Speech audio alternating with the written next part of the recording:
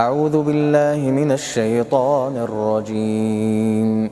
بسم الله الرحمن الرحيم. الحمد لله الذي أنزل على عبده الكتاب ولم يجعل له عوجا قيما لينذر بأسا شديدا من لدنه ويبشر المؤمنين الذين يعملون الصالحات أن لهم أجرا حسنا ماكثين فيه أبدا وينذر الذين قالوا اتخذ الله ولدا ما لهم به من علم ولا لآبائهم كبرت كلمة تخرج من أفواههم إن يقولون إلا كذبا فلعلك باخع نفسك على آثارهم إن لم يؤمنوا بهذا الحديث أسفا إنا جعلنا ما على الأرض زينة لها لنبلوهم أيهم أحسن عملا وإنا لجاعلون ما عليها صعيدا جرزا أم حسبت أن أصحاب الكهف والرقيم كانوا من آياتنا عجبا إذ أوى الفتية إلى الكهف فقالوا ربنا آتنا من لدنك رحمة وهيئ لنا من أمرنا رشدا فضربنا على آذانهم في الكهف سنين عددا ثم بعثناهم لنعلم أي الحزبين أحصى لما لبثوا أمدا نحن نقص عليك نبأهم بالحق إنهم فتية آمنوا بربهم وزدناهم هدى وربطنا على قلوبهم إذ قاموا فقالوا ربنا رب السماوات والأرض لن ندعو من دونه إلها لقد قلنا إذا شططا هؤلاء قوم اتخذوا من دونه آلهة لولا يأتون عليهم بسلطان بين فمن أظلم ممن افترى على الله كذبا وإذ اعتزلتموهم وما يعبدون إلا الله فأووا إلى الكهف ينشر لكم ربكم من رحمته ويهيئ لكم من أمركم مرفقا وترى الشمس إذا طلعت تزاور عن كهفهم ذات اليمين وإذا غربت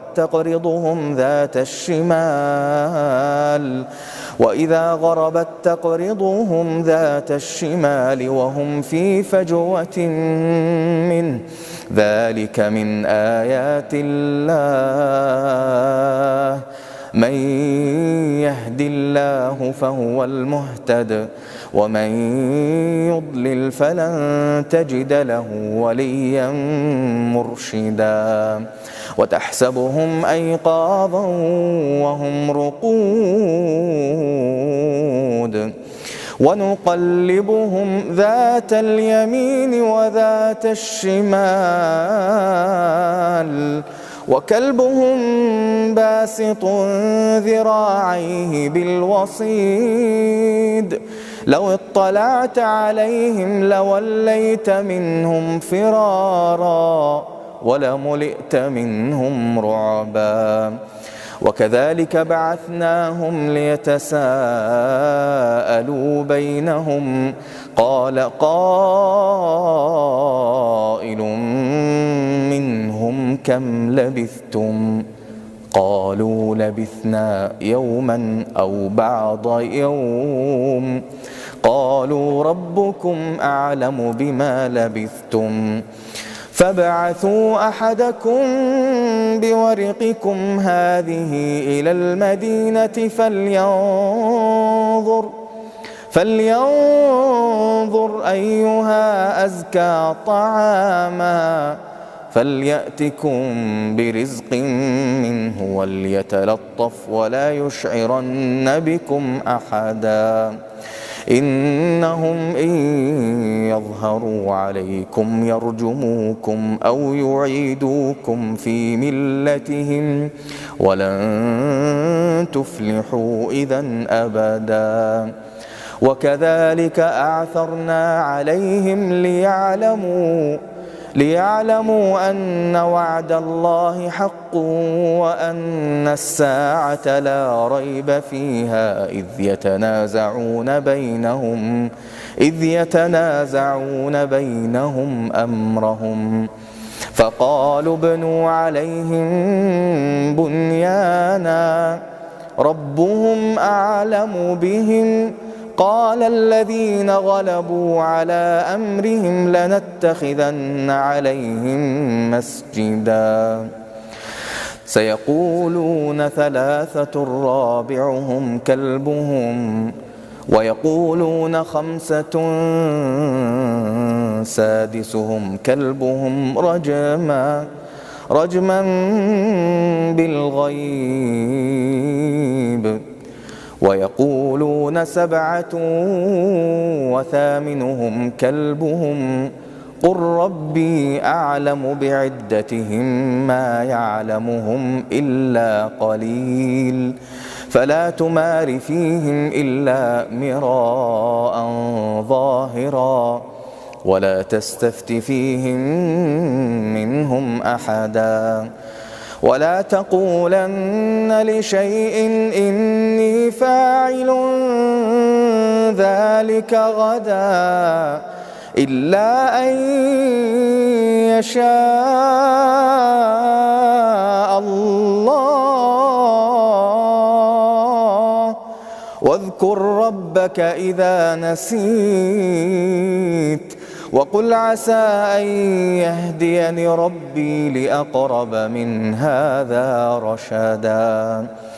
ولبثوا في كهفهم 300 سنين وازدادوا 9 قل الله أعلم بما لبثوا له غيب السماوات والأرض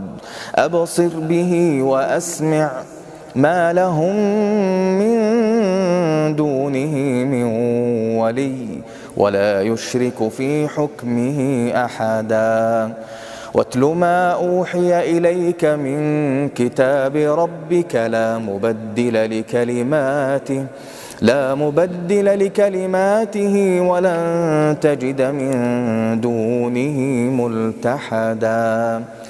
واصبر نفسك مع الذين يدعون ربهم بالغداة والعشي يريدون وجهه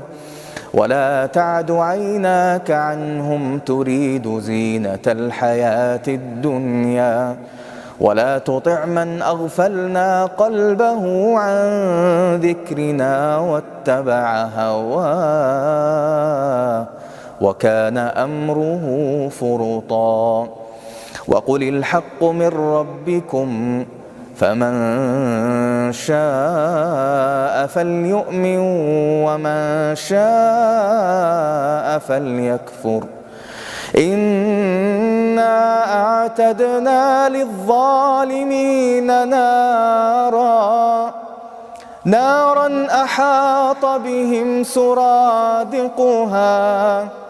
وإن يستغيثوا يغاثوا بماء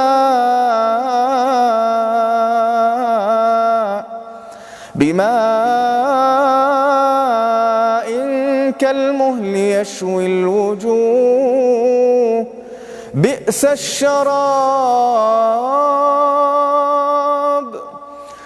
الشراب وساءت مرتفقا إن الذين آمنوا وعملوا الصالحات إنا لا نضيع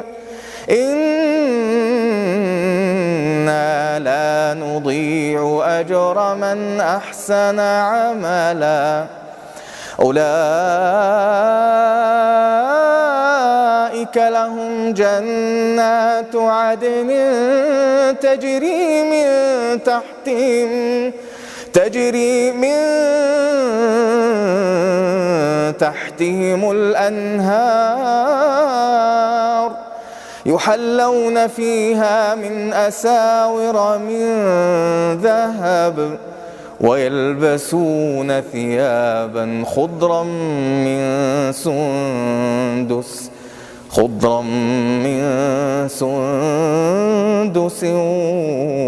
واستبرق متكئين فيها على الأرائك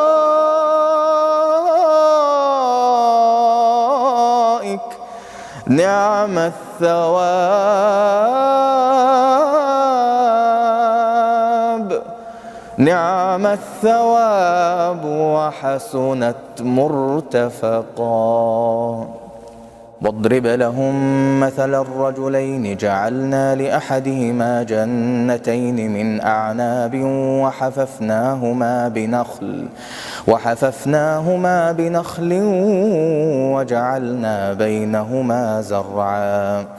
كلتا الجنتين آتت أكلها ولم تظلم منه شيئا وفجرنا خلالهما نهرا وكان له ثمر فقال لصاحبه وهو يحاوره أنا أكثر منك مالا وأعز نفرا ودخل جنته وهو ظالم لنفسه قال ما أظن أن تبيد هذه أبدا وما أظن الساعة قائمة ولئن رددت إلى ربي لأجدن خيرا منها منقلبا قال له صاحبه وهو يحاوره أكفرت بالذي خلقك من تراب ثم من نطفة ثم سواك رجلا لكن هو الله ربي ولا أشرك بربي أحدا ولولا إذ دخلت جنتك قلت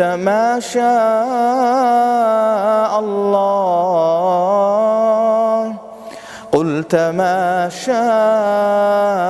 الله لا قوة إلا بالله إن ترني أنا أقل منك مالا وولدا فعسى ربي أن يؤتيني خيرا من جنتك ويرسل عليها حسبانا من السماء فتصبح صعيدا زلقا أو يصبح ماؤها غورا فلن تستطيع له طلبا وأحيط بثمره فأصبح يقلب كفيه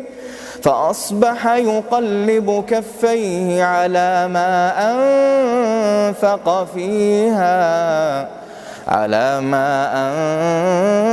أنفق فيها وهي خاوية على عروشها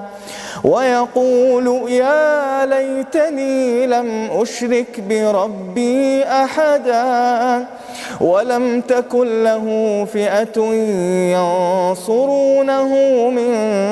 دون الله وما كان منتصرا هنالك الولاية لله الحق هو خير ثوابا وخير عقبا. واضرب لهم مثل الحياة الدنيا كماء إن أنزلناه من السماء فاختلط به نبات الأرض فأصبح هشيما تذروه الرياح وكان الله على كل شيء مقتدرا. المال والبنون زينة الحياة الدنيا والباقيات الصالحات خير عند ربك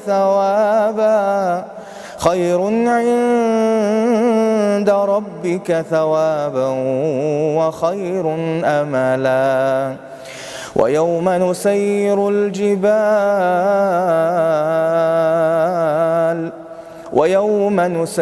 الجبال وترى الأرض بارزة وحشرناهم فلم نغادر منهم أحدا وعرضوا على ربك صفا لقد جئتمونا كما خلقناكم أول مرة بل زعمتم أن لن نجعل لكم موعدا. ووضع الكتاب فترى المجرمين مشفقين مما فيه ويقولون يا ويلتنا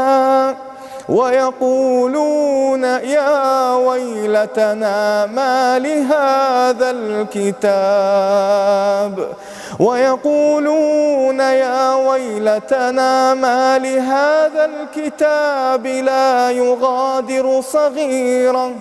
لا يغادر صغيرة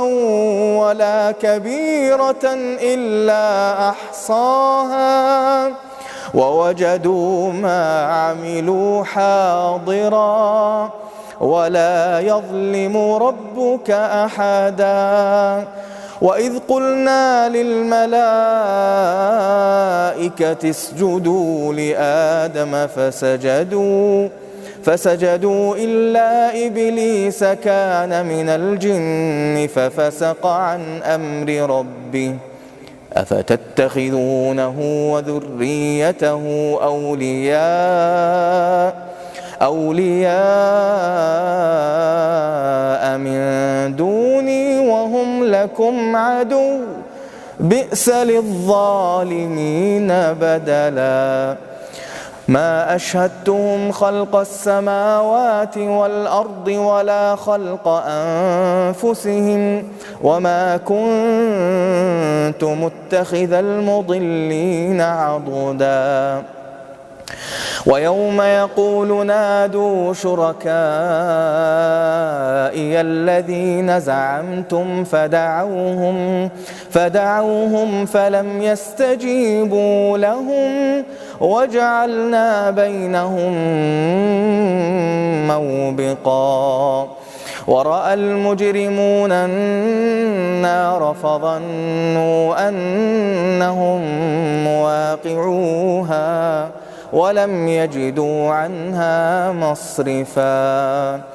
ولقد صرفنا في هذا القرآن للناس من كل مثل وكان الإنسان أكثر شيء جدلا. وما منع الناس أن يؤمنوا إذ جاءهم الهدى ويستغفروا ربهم إلا أن تأتيهم سنة الأولين أو يأتيهم العذاب قبلا. وما نرسل المرسلين إلا مبشرين ومنذرين ويجادل الذين كفروا بالباطل ليدحضوا به الحق واتخذوا آياتي وما أنذروا هزوا ومن أظلم ممن ذكر بآيات ربه فأعرض عنها ونسي ما قدمت يداه إنا جعلنا على قلوبهم أكنة أن يفقهوه وفي آذانهم وقرا وإن تدعهم إلى الهدى فلن يهتدوا إذن أبدا وربك الغفور ذو الرحمة لو يؤاخذهم بما كسبوا لعجل لهم العذاب بل لهم موعد لن يجدوا من دونه موئلا وتلك القرى أهلكناهم لما ظلموا وجعلنا لمهلكهم موعدا وإذ قال موسى لفتاه لا أبرح حتى أبلغ مجمع البحرين أو أمضي حقبا فلما بلغا مجمع بينهما نسيا حوتهما فاتخذ سبيله في البحر سربا فلما جاوزا قال لفتاه آتنا غداءنا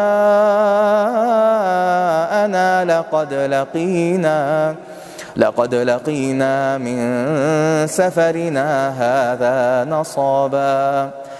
قال أرأيت إذ أوينا إلى الصخرة فإني نسيت الحوت وما أنسانيه إلا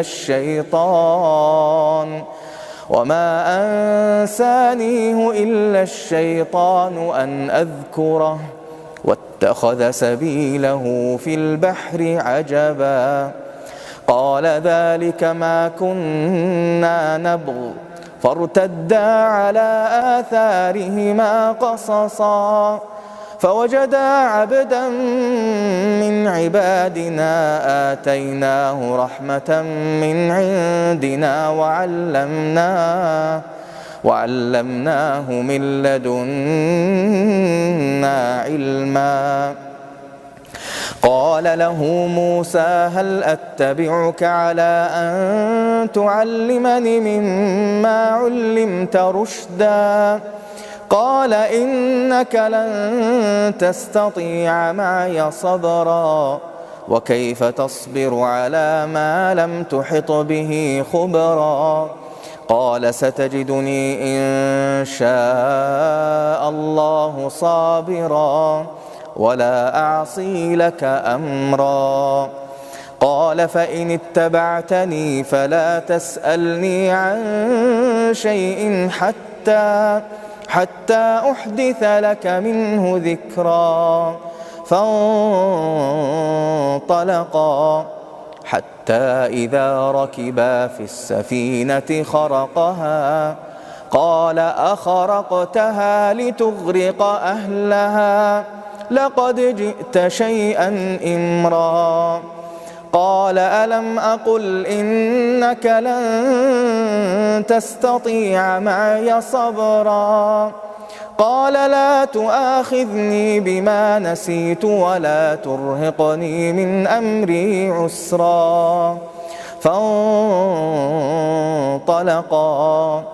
حتى إذا لقيا غلاما فقتله قال أقتلت نفسا زكية بغير نفس لقد جئت شيئا نكرا قال ألم أقل لك إنك لن تستطيع معي صبرا قال إن سألتك عن شيء بعدها قال إن سألتك عن شيء بعدها فلا تصاحبني قد بلغت من لدني عذرا. فانطلقا حتى إذا أتيا أهل قرية استطعما أهلها فأبوا أن يضيفوهما فوجدا فيها جدارا يريد أن ينقض فأقامه. قال لو شئت لاتخذت عليه أجرا. قال هذا فراق بيني وبينك سأنبئك بتأويل ما لم تستطع عليه صبرا. أما السفينة فكانت لمساكين يعملون في البحر فأردت أن أعيبها وكان وراءهم ملك يأخذ كل سفينة غصبا. وأما الغلام فكان أبواه مؤمنين فخشينا أن يرهقهما طغيانا وكفرا فأردنا أن يبدلهما ربهما خيرا منه زكاة وأقرب رحما. وأما الجدار فكان لغلامين يتيمين في المدينة وكان تحته كنز لهما وكان أبوهما صالحا فأراد ربك أن يبلغا أشدهما ويستخرجا كنزهما رحمة من ربك وما فعلته عن أمري ذلك تأويل ما لم تسطع عليه صبرا. ويسألونك عن ذي القرنين قل سأتلو عليكم منه ذكرا. إنا مكنا له في الأرض وآتيناه من كل شيء سببا فأتبع سببا حتى إذا بلغ مغرب الشمس وجدها تغرب في عين حمئة ووجد عندها قوما قلنا يا ذا القرنين إما أن تعذب وإما أن تتخذ فيهم حسنا. قال أما من ظلم فسوف نعذبه ثم يرد إلى ربه فيعذبه عذابا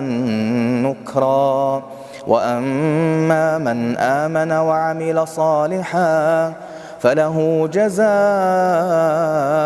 الحسنى وسنقول له من أمرنا يسرا. ثم أتبع سببا حتى إذا بلغ مطلع الشمس وجدها تطلع على قوم لم نجعل لهم من دونها سترا. كذلك وقد أحطنا بما لديه خبرا. ثم أتبع سببا حتى إذا بلغ بين السدين وجد من دونهما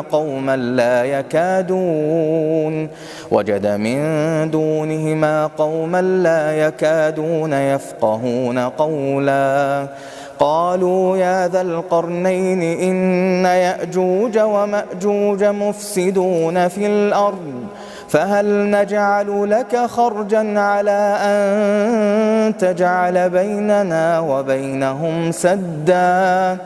قال ما مكني فيه ربي خير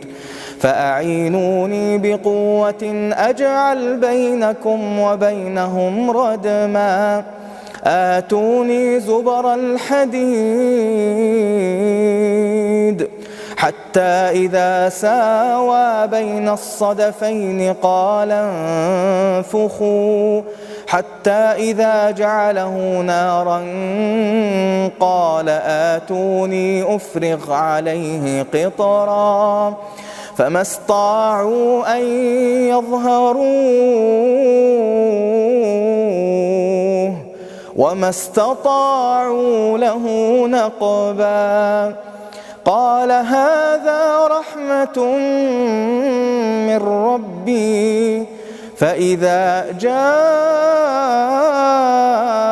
وعد ربي جعله دكا فإذا جاء وعد ربي جعله دكا وكان وعد ربي حقا وتركنا بعضهم يومئذ يموج في بعض ونفخ في الصور فجمعناهم جمعا وعرضنا جهنم يومئذ للكافرين عرضا الذين كانت أعينهم في غطاء عن ذكري وكانوا لا يستطيعون سمعا أفحسب الذين كفروا أن يتخذوا عبادي من دوني أولياء إنا أعتدنا جهنم للكافرين نزلا قل هل ننبئكم بالأخسرين أعمالا الذين ضل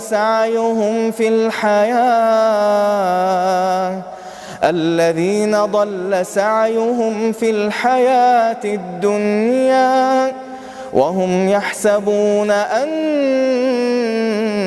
يحسنون صنعا أولئك الذين كفروا بآيات ربهم ولقائه فحبطت أعمالهم فلا نقيم لهم يوم القيامة وزنا ذلك جزاؤهم جهنم بما كفروا واتخذوا آياتي ورسلي هزوا إن الذين آمنوا وعملوا الصالحات كانت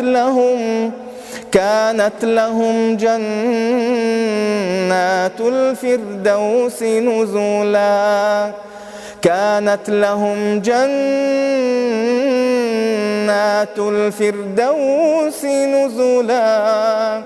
خالدين فيها لا يبغون عنها حولا خالدين فيها